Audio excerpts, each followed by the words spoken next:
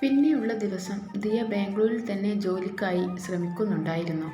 നാട്ടിലേക്ക് പോയാൽ ആരെങ്കിലും കല്യാണം കഴിക്കാൻ പ്രേരിപ്പിക്കുമെന്ന് അവൾക്ക് തന്നെ അറിയാം. എന്നുള്ളതുകൊണ്ട് നാട്ടിലേക്ക് പോയില്ല. ബാംഗ്ലൂരിൽ തന്നെ രോഹിതിൻ്റെ സഹായത്തോടെ ഒരു ഫ്ലാറ്റ് വാടകയ്ക്കെടുത്ത് അതിൻ്റെ അടുത്തു തന്നെയുള്ള ഒരു ഫാഷൻ ഡിസൈൻ കമ്പനിയിൽ ദിയ ജോലിക്ക് കയറി. 6 മാസം കൊണ്ട് തന്നെ അവളുടെ യോഗ്യത ആ കമ്പനി തിരിച്ചറിഞ്ഞു.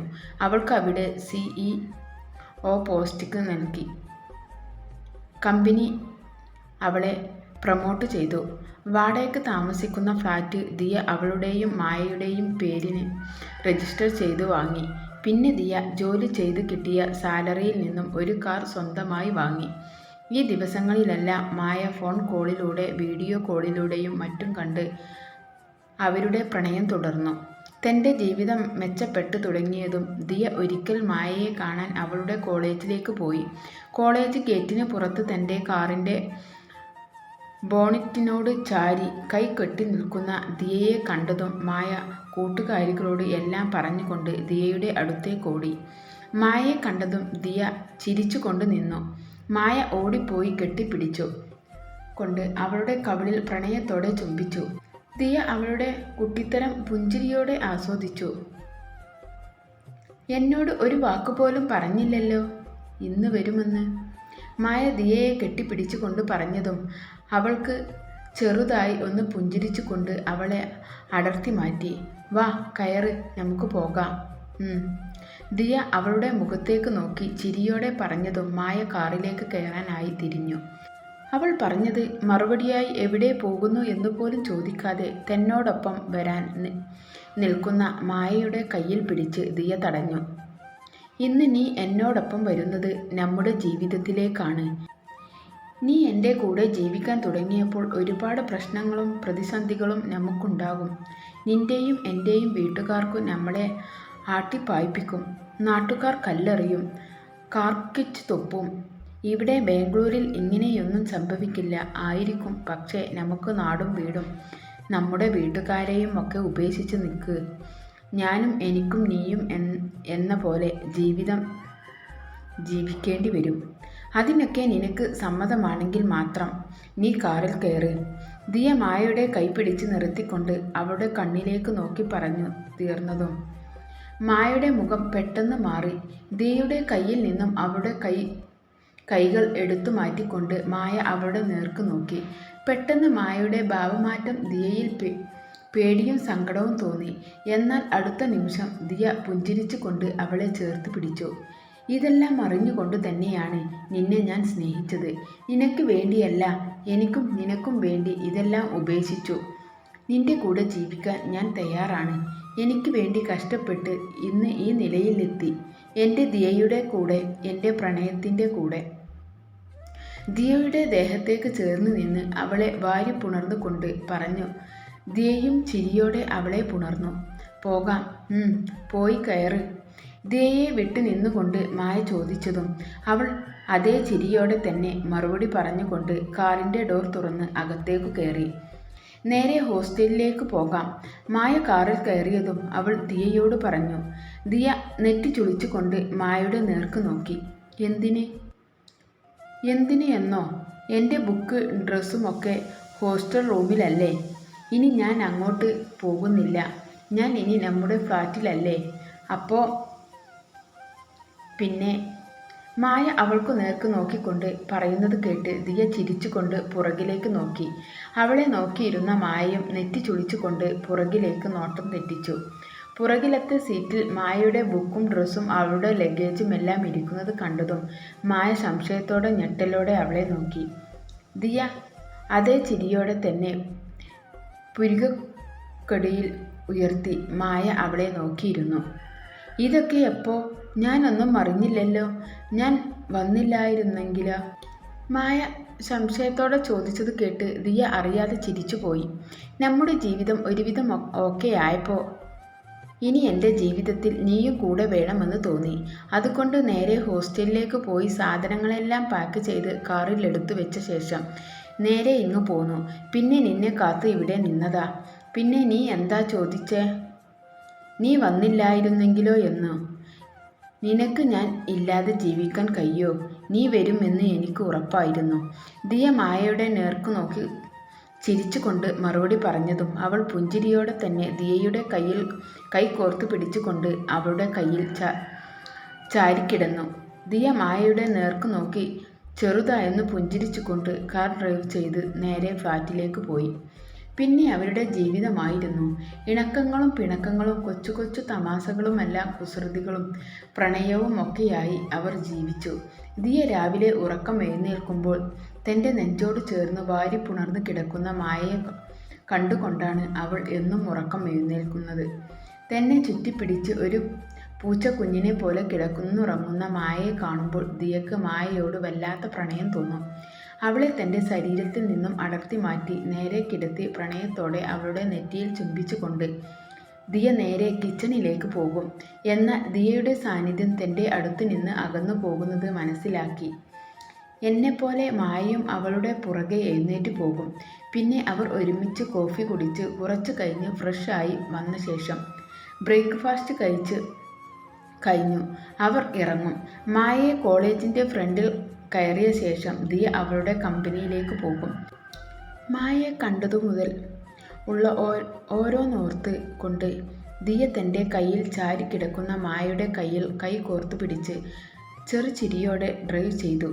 ബാംഗ്ലൂരിൽ അവരുടെ ഫ്ലാറ്റിൻ്റെ തൊട്ടു താഴെയായി പാർക്കിംഗ് ഏരിയയിൽ കൊണ്ട് കാർ പാർക്ക് ചെയ്തു. തൻ്റെ കയ്യിൽ കിടക്കുന്ന മായയെ നോക്കി ചെറുചിരിയോടെ തലയിൽ തലോടിക്കൊണ്ട് അവളെ തട്ടി വിളിച്ചു. മായ, എഴുന്നേൽക്ക്, ഡാ നമ്മുടെ ഫ്ലാറ്റിലെത്തി. ഇത്ര പെട്ടെന്ന് എത്തിയോ? പെട്ടെന്നൊന്നുമല്ല എൻ്റെ മോളെ, നല്ല ഉറക്കമായിരുന്നു, അത് അറിയാത്തത്. അവരുടെ ഫ്ലാറ്റിലേക്ക് എത്തിയപ്പോഴേക്കും രാത്രിയായിരുന്നു. മായ എഴുന്നേറ്റ് ദിയയുടെ നേർക്ക് നോക്കി ചെറുചിരിയോടെ ഡോർ തുറന്ന് പുറത്തിറങ്ങി. ദയയും അവളോടൊപ്പം ഡോർ തുറന്ന് പുറത്തേക്കിറങ്ങിയതും മായ അവളെ കാത്ത് നിൽപ്പുണ്ടായിരുന്നു. ദിയ അവളുടെ അടുത്ത് വന്നതും മായ പുഞ്ചിരിച്ചു കൊണ്ട് അവളുടെ കൈ കോർത്ത് പിടിച്ച് നേരെ ഫ്ലാറ്റിലേക്ക് കയറി. നീ പോയി കുളിച്ച് ഫ്രഷ് ആവ്, അപ്പോഴേക്കും ഞാൻ എന്തെങ്കിലും കഴിക്കാൻ ഉണ്ടാക്കി തരാം. എൻ്റെ മോള് ഉച്ച മുതലേ ഒന്നും കഴിച്ചിട്ടില്ലല്ലോ. ഫ്ലാറ്റിലേക്ക് കയറിയ പാടെ അവളുടെ ബാഗിൽ കിടക്കുന്ന താക്കോൽ അടുത്ത റൂം തുറന്നുകൊണ്ട് അകത്തേക്ക് കയറിയതും ദിയ മായയോട് പറഞ്ഞു. എനിക്കൊന്നും വേണ്ട ദിയ, നല്ല ക്ഷീണം, ഒന്നുറങ്ങണം, നീയും കൂടെ വാ. ദേ പെണ്ണെ, നിന്നെ കൊഞ്ചാതെ വേഗം പോയി ഫ്രഷായി വാ, ഞാൻ അപ്പോഴേക്കും കഴിക്കാൻ എന്തെങ്കിലും ഉണ്ടാക്കട്ടെ. കൊഞ്ചലോടെ മുഖം കൂട്ടി നിൽക്കുന്ന മായയെ നോക്കി പറഞ്ഞുകൊണ്ട് ദിയ അവളുടെ തലയിലൊന്ന് കൊട്ടിക്കൊണ്ട് ദിയ നേരെ കിച്ചണിലേക്ക് പോയി. ഒട്ടും താല്പര്യമില്ലാതെ അവിടെ നിൽക്കുന്ന മായയെ തിരിഞ്ഞ് ദിയ തുറിച്ചു നോക്കിയതും അവൾ ചെറുതായി ഒന്ന് പുഞ്ചിരിച്ചു കൊണ്ട് നേരെ കുളിക്കാനായി കയറിപ്പോയി. ദിയ ചെറുചിരിയോടെ നേരെ കിച്ചണിലേക്ക് പോയി. കുറച്ചു സമയം കഴിഞ്ഞതും ദിയയുടെ വയറിലൂടെ 2 കൈകൾ ഇഴഞ്ഞു വരുന്നത് കണ്ടതും ദിയ ചെറുചിരിയോടെ അവളിലേക്ക് ചേർന്നിരുന്നു. ഇത്രയും പെട്ടെന്ന് കുളിച്ച് ഫ്രഷ് ആയോടി? കഴിക്കാൻ എന്താ ഉണ്ടാക്കിയേ? നിനക്ക് ഏറ്റവും ഇഷ്ടപ്പെട്ട ചപ്പാത്തിയും വെജിറ്റബിൾസ് ഈസ്റ്റും. നീ ചപ്പാത്തി ഓരോന്നായി എടുത്ത് പൊളിച്ചെടുക്ക്, ഞാൻ അപ്പോഴേക്കും ഫ്രഷായി വരാം. ഓക്കെ. മായയുടെ കൈകൾ തൻ്റെ വയറിൽ നിന്നും എടുത്തു മാറ്റിക്കൊണ്ട് ദിയ പറഞ്ഞതും അവൾ ചിരിയോടെ പരത്തി വെച്ചിരിക്കുന്ന ചപ്പാത്തി ഓരോന്നായി എടുത്ത് പൊള്ളിക്കാൻ തുടങ്ങി. ദിയ മായയുടെ നേർക്ക് നോക്കി ചെറുതായൊന്ന് പുഞ്ചിരിച്ചു കൊണ്ട് നേരെ റൂമിലേക്ക് കയറിപ്പോയി. കബോർഡ് തുറന്ന് കയ്യിൽ കിട്ടിയ ഡ്രസ്സ് എടുത്ത് നേരെ കുളിക്കാൻ കയറി. ഷവറിന് കീഴിൽ നിൽക്കുമ്പോഴും അവളുടെ മനസ്സിൽ ഇന്ന് നടന്ന കാര്യങ്ങളെല്ലാം ഒരു തിരശീല കണക്കിൽ നിന്നും മിന്നിമറഞ്ഞു. എല്ലാം നഷ്ടപ്പെട്ടു എന്ന് തോന്നിപ്പോയ നിമിഷം മായ തന്നെ വേണ്ട എന്ന് പറഞ്ഞിരുന്നെങ്കിൽ ഇന്നത്തോടെ എൻ്റെ ജീവിതം അവസാനിച്ചതിന്. ഓരോന്നോർത്തുകൊണ്ട് ദിയ പെട്ടെന്ന് കുളിച്ച് ഫ്രഷായി പുറത്തേക്കിറങ്ങി. ദിയ, നീ ഒന്നും കഴിക്കാൻ വരുന്നില്ലേ? ചപ്പാത്തി ഓരോന്നായി കാസറോളിൽ വെച്ച് വെജിറ്റബിൾസ് സെർവ ഒരു ബൗളിലേക്ക് പകർന്ന് എടുത്തുകൊണ്ട് മായ ഡൈനിങ് ടേബിളിൽ കൊണ്ടുവച്ചു. കുറച്ചു സമയം കഴിഞ്ഞിട്ടും അവളെ കാണാതെയായപ്പോൾ മായ റൂമിലേക്ക് വിളിച്ചു. ഉടനെ പുറത്തേക്ക് ഇറങ്ങി വരുന്ന ദിയയെ കണ്ടതും മായ അവളെ അടിമുടി ഒന്ന് നോക്കി. സ്ലീവ്ലെസ് ടീഷർട്ടും ഷോർട്സുമാണ് ദിയയുടെ വേഷം. എന്താടി ഇങ്ങനെ നോക്കുന്നേ? എന്നെ കണ്ടില്ലാത്ത പോലെ? മായയുടെ നോട്ടം കണ്ടുകൊണ്ട് ദിയ ചോദിച്ചു. മായ കുസൃതി നിറഞ്ഞ ചിരിയോടെ ഒന്നുമില്ല എന്ന രീതിയിൽ ചുമലനക്കി. വാ, വന്നിരുന്ന് കഴിക്ക്. മായ ഒരു പ്ലേറ്റ് എടുത്ത് അതിൽ ചപ്പാത്തിയും കുറച്ച് സ്റ്റൂവും എടുത്ത് ദിയയുടെ നേർക്ക് വെച്ച് കൊടുത്തു. ദിയ ഡൈനിങ് ടേബിൾ മായയുടെ അടുത്തേക്ക് ചേർന്നിരുന്നു കൊണ്ട് പ്ലേറ്റിലേക്ക് ഇരുന്ന് ചപ്പാത്തിയിൽ നിന്ന് ഒരു കഷ്ണം മുറിച്ചെടുത്ത് മായയുടെ നേർക്ക് നീട്ടി. മായ ചെറു ചിരിയോടെ വാങ്ങി കഴിച്ചു.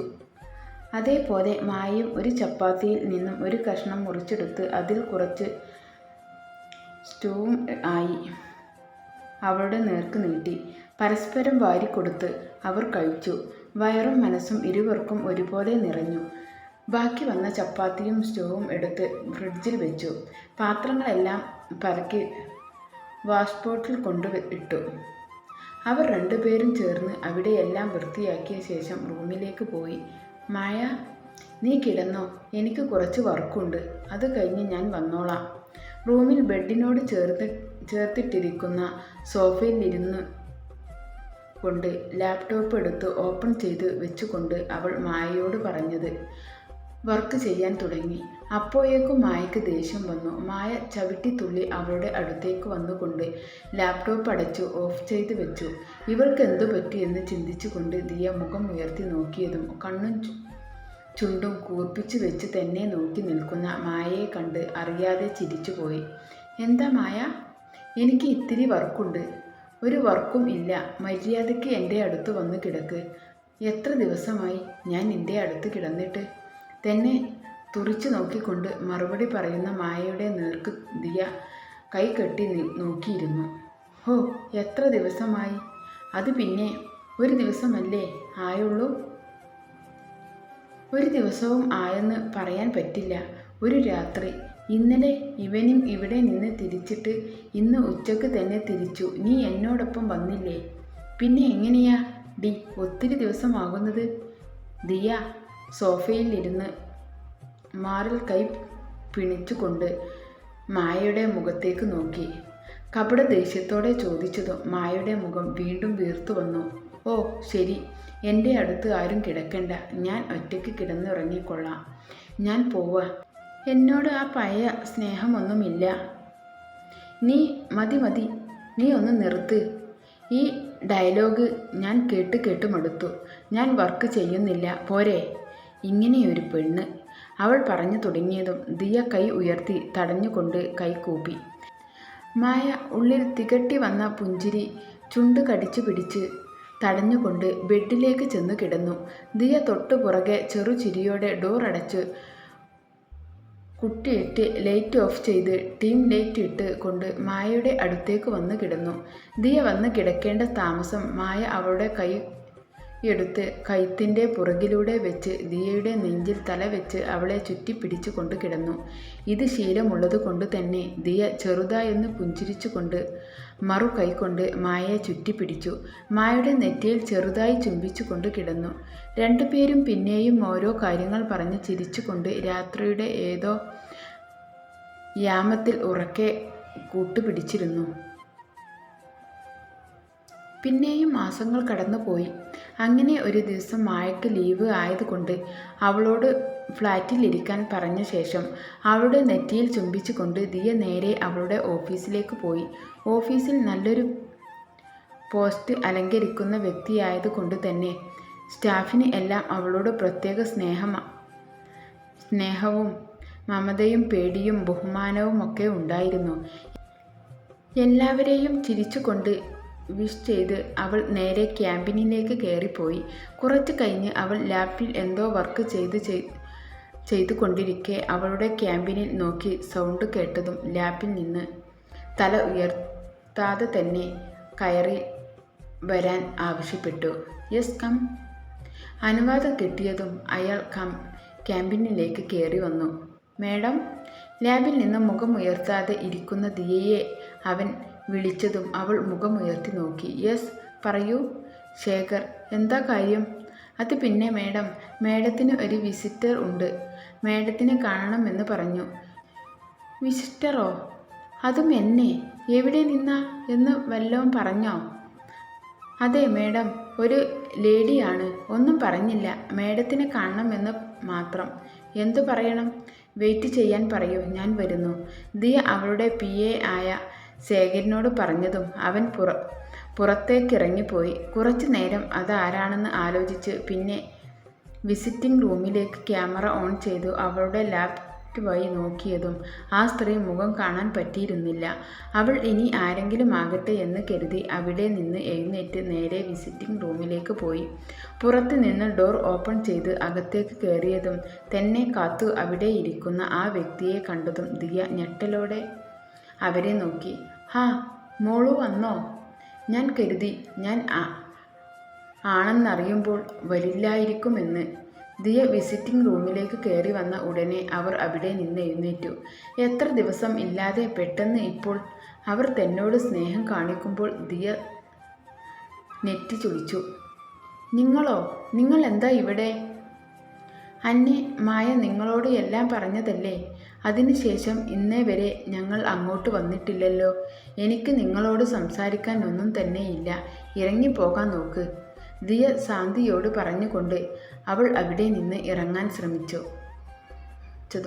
ശാന്തി ഓടി വന്ന് അവളുടെ കയ്യിൽ പിടിച്ചു. എനിക്കറിയാം മോൾക്ക് എന്നോട് ദേഷ്യവും വെറുപ്പുമായിരിക്കുമെന്ന്. അങ്ങനെയല്ല, കേട്ടാൽ അറക്കാനും വാക്കുകളാണല്ലോ എന്ന് ഞാൻ മോളോട് മുഖത്തോക്ക് നോക്കി പറഞ്ഞത്. എന്നോട് ക്ഷമിക്കണം. വേണമെങ്കിൽ ഞാൻ മോളുടെ കാലു പിടിക്കാം. മായയുടെ അമ്മ ദിയയുടെ കൈ പിടിച്ച് ഓരോന്ന് പറയുമ്പോഴും അവൾ പുച്ഛത്തോടെ ചുണ്ടുകൊട്ടി മുഖം തിരിച്ചു നിന്നു. അവസാനം അവർ അവളുടെ കാലിൽ പിടിക്കാനായി കുനിഞ്ഞതും ദിയ പെട്ടെന്ന് പുറകിലേക്ക് മാറി. പെട്ടെന്നുള്ള അവരുടെ പ്രവൃത്തിയും സ്വഭാവത്തിലും വന്ന മാറ്റം അവൾക്ക് വിശ്വസിക്കാൻ പറ്റിയിരുന്നില്ല. അവൾ അവരെ അടിമുടി ഒന്ന് നോക്കി. പട്ടുസാരിയും മേക്കപ്പിലും ഒന്നുമല്ല അവർ തൻ്റെ മുൻപിൽ വന്നിരിക്കുന്നത്. വെറും ഒരു സാധു സ്ത്രീയെ പോലെ അപേക്ഷയുമായി. ദിയ പെട്ടെന്ന് അവരുടെ തോളിൽ കൈ പിടിച്ചുകൊണ്ട് അരുതെന്ന് കാണിച്ചു. മോൾക്ക് വലിയ മനസ്സാ. അമ്മയോട് ക്ഷമിക്ക്. എൻ്റെ മോൾക്ക് വേണ്ടി മോളോട് അരുതാത്തതൊക്കെ ഞാൻ പറഞ്ഞു. എൻ്റെ മോൾ അതൊന്നും മനസ്സിൽ വെച്ച് ഇരിക്കരുത്. എന്നോട് ക്ഷമിക്കണം. അതൊന്നും സാരമില്ല. അവിടെ ഇരിക്കൂ. ഇപ്പോൾ എന്തിനാ വന്നതെന്ന് പറഞ്ഞോളൂ. അവിടെ ഇരുട്ടിരിക്കുന്ന സോഫയിലേക്ക് ഇരിക്കാൻ ആംഗ്യം കാണിച്ചുകൊണ്ട് അതിൻ്റെ എതിർവശത്തെ സോഫയിൽ ഇരുന്നു കൊണ്ട് ദിയ അവരോട് ചോദിച്ചു. മോളോട് ചോദിച്ചാൽ അത് തെറ്റാണെന്ന് അറിയാം. ഒരിക്കലും മോൾ ഇതിനെ സമ്മതിക്കില്ല എന്നും അറിയാം. പക്ഷേ മോൾ സമ്മതിച്ചേ പറ്റൂ. ഇല്ലെങ്കിൽ ഈ ജീവൻ തന്നെ പോകും. എൻ്റെ കുടുംബത്തിന് നെടും തൂണ് തന്നെ നഷ്ടപ്പെട്ടേക്കാം. എന്താ നിങ്ങൾ പറഞ്ഞു വരുന്നത്? അത് പിന്നെ മോളൊന്ന് മനസ്സ് വെച്ചാൽ മായയുടെ അച്ഛൻ്റെ ജീവൻ തന്നെ നിലനിർത്താൻ കഴിയും. അദ്ദേഹത്തിന് ഒരു അറ്റാക്ക് വന്നു. ഒരു ഓപ്പറേഷൻ കഴിഞ്ഞു. ഇപ്പോൾ സുഖമായി വരുന്നതേ ഉള്ളൂ. മായയെക്കുറിച്ച് ഓർത്തുള്ള സങ്കടവും നാണക്കേടുമാണ് അദ്ദേഹത്തിന് ഇങ്ങനെ ഒരു ഗതി വന്നത്. നിങ്ങൾ എന്താ പറഞ്ഞു വരുന്നത്? മായയെ മോൾക്ക് എനിക്ക് വിട്ടുതരണം. അവൾ സ്വമനസ്സോടെ വരുന്നില്ലെന്നറിയാം. മോൾ പറഞ്ഞാൽ അവൾ കേൾക്കും. മോളെ അവൾക്ക് മതി. നിർത്ത്. നിങ്ങൾ ഓരോ അടവുമായിട്ട് വന്നാൽ ഞാൻ വിശ്വസിക്കുമെന്നാണോ? ഒരിക്കലുമില്ല. ഇത്രയും നേരം നിങ്ങൾ പറയുന്നത് ഞാൻ കേട്ടിരുന്നു. ഇപ്പോൾ പോയിക്കൊള്ളണം ഇവിടെ നിന്ന്. മായ അവൾ എൻ്റെയാ, എൻ്റെ മാത്രം. അവളെ നിങ്ങൾക്ക് വിട്ടുതരും എന്ന് ഞങ്ങൾ സ്വപ്നത്തിൽ പോലും കരുതണ്ട. എന്ത് ധൈര്യത്തിലാ നിങ്ങൾ ഈ ആവശ്യവുമായി എൻ്റെ മുമ്പിൽ വന്നത്? അവർ പറയുന്നതെല്ലാം കേട്ടിരുന്ന ശേഷം മായയെ വിട്ടു നിൽക്കണമെന്ന് പറഞ്ഞതും ദിയക്ക് ആകെ ഭ്രാന്ത് കയറുന്ന അവസ്ഥയായിരുന്നു. ഇരുന്നിടത്തു നിന്നും ചാടി എഴുന്നേറ്റ് കൊണ്ട് അവരോട് നിർത്താനായി കാണിച്ചുകൊണ്ട് പറഞ്ഞു.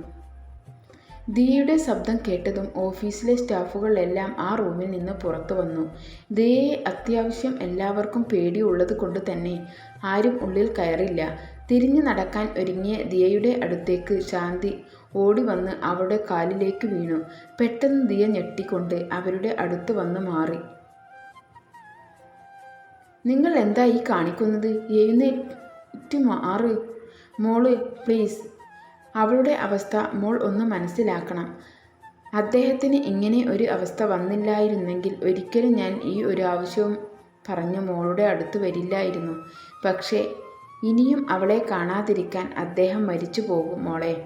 അദ്ദേഹത്തിൻ്റെ ശാപം എൻ്റെ മോളുടെ തലയിൽ നിന്ന് ഒരിക്കലും പോകില്ല. പ്ലീസ് മോളെ, അവളെ ഞങ്ങൾക്ക് വിട്ടുതരണം.